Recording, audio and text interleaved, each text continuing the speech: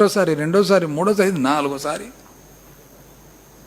మీరు ఉద్యోగులకు అగెయిన్స్ట్ అనేది అందరికీ తెలుసు, మీకు తెలుసు, వాళ్ళకు తెలుసు. అయినా పెండింగ్ డిఏలు 4 డిఏలు ఉన్నాయండి పెండింగు. ఎక్కడి నుంచి? 2024 జూలై నుంచి పెండింగ్ ఉన్నాయి. 4 కరెక్టా కాదా? పిఆర్సీ, బ్రహ్మాండమైన పిఆర్సీ అంటారు, ఇస్తిరే. ఐఆర్ ఇస్తామంటారు, అద్భుతమైన ఐఆర్ ఇంటర్మ్ రిలీఫ్ ఇస్తిరే. అసలు బకాయిలు అయితే ఇంచుమించు 40,000 కోట్లకు చేరినాయి బకాయిలు ఈరోజు. రిటైర్మెంట్ ఉద్యోగులకైతే గ్రాట్యుటీ ఎప్పటి నుంచి? 2024 జూన్ నుంచి రిటైర్మెంట్లో గ్రాట్యుటీ లేదు. అసలు EL encashment, earn leave encashment అప్పటి నుంచి 2024 నుంచి లేదు.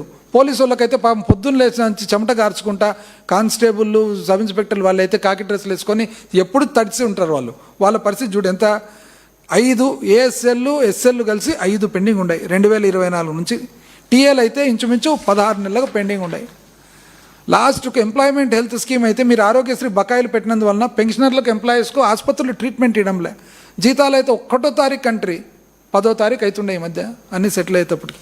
సిపిఎస్, జీపీఎస్ దాన్ని అట్లే మధ్యలో ఇది చేసి పెట్టేస్తారు ఎటు కాకుండా. ఏం చెప్పాలా అని, ఏం చెప్పాలా, ఎట్లా చెప్పాలా? బకాయిలు అయితే ఇంకా ఇష్టాంతరానికి ఏంది, కూటమి అధికారి 40,000 కోట్ల బకాయిలు. ఇంకా ఇదైతే ఇప్పుడు ఇది ఎప్పుడు? ఇది 30 జూలై 2024. ఏమని చెప్తారు? ఇంటి నిర్మాణానికి 4 లక్షలు, 2 లక్షలు ఇట్లా, 2 లక్షలు అట్లా అని చెప్పి. ఇంతవరకు ఒక్క ఇంటికన్నా ఒక 3 లక్షల ఇండ్లు వైఎస్ఆర్సీపీ టైం నుంచి ఇచ్చినవి తప్పితే వేరే ఎక్కడైనా కానీ కనీసము ఇచ్చినటివన్నీ ఉన్నాయి. పైగా ఎప్పుడన్నా చూడు మీరు కోపంగా ఉంటారు. ఇప్పుడు ఎందుకు కోపము? ఇవి ఎవరు అడుగుతున్నారు? ఇవన్నీ కోపం ఎందుకు వస్తుంది? ఇది మాకు మీకు కాదండి, కూటమి మీకు మాకు కాదు, మీకు పబ్లిక్కు. ఇదంతా ఎవరికి సంబంధించినది? మీకు పబ్లిక్కు. పబ్లిక్ అడుగుతారు, మేము పబ్లిక్ తరఫున అడగల. అడగకుంటే ఎట్లా? మా ప్రతిపక్షం బాధ్యత. దానికి మీరు అంత కోప్పడతారు. నీకు 15, నీకు 15, నీకు 18, నీకు 20 ఇష్టాంతరానికి పోతుంది కదా. మేము నిజం చెప్పకుంటే అబద్ధం గెలుస్తుంది. మీరు చెప్తే కదా మీరు కోడ్ క్రాక్ చేసినారు. ఆశకు కృతజ్ఞతకు పోటీ పెడితే ఆశనే గెలుస్తుంది. ఏమంటే ఆశ సృష్టించాలా. ఎటు సృష్టించాలా? ఉన్నేటివి లేని ఇటు చెప్పాలా. మేము చెప్పలేకపోతే మేము సత్యమార్గం ఎంచుకుంటే మీరు సత్యదూరమైన మార్గం ఎంచుకుంటుంది. పబ్లిక్ చూస్తే అమాయకులంతా ఏం చేస్తారు? పబ్లిక్ పాపం నమ్ముతారు. తర్వాత గెలిచిన తర్వాత తీరా ఏమంటారు? పెడతా అంటే ఆశ పబ్లిక్కు. మీరేమంటారు? పెడతా అంటే ఆశ, కొడతా అంటే భయం. మళ్ళీ కొట్టడానికి వస్తారు. ఇప్పుడు పోలీసు వాళ్ళు రోజు లాఠీలు పట్టుకొని ఇదే పని పరిస్థితి. ఆయన ఏమైందో, ఈయన చూస్తే బాబు షూరిటీ, భవిష్యత్తు గ్యారంటీ. షూరిటీ ఇచ్చిన ఆయన కనపడ్డు, కౌంటర్ గ్యారంటీ, అసలు గ్యారంటీ ఇచ్చిన ఆయన ఉన్నాడు ఒక ఆయన, పార్టీ స్థాపించిన ఆయన.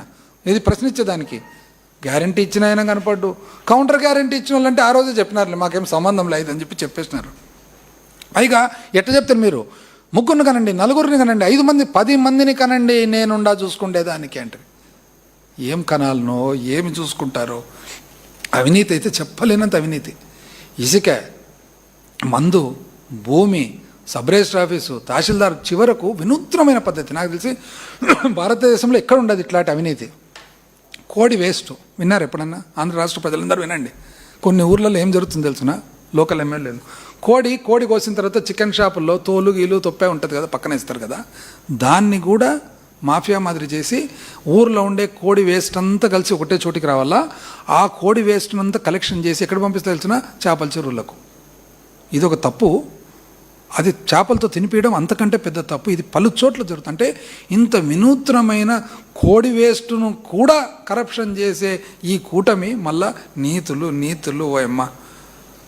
ఇంకా కొత్తగా దోమలతో ఏ ద్వారా దోమలను కనుక్కుంటారంట. దోమలు ఏ ద్వారా కనుక్కుంటారు అంటే ఏ వచ్చి దోమను చంపుతుందా? అంటే మీరు చెప్పేదేమి? దోమను ఏ ద్వారా కనుక్కుంటారు. దానికి ఏ కావాలన్నా? మనిషిని దోమ కుడుతుండా లేదంటే చెప్పడు.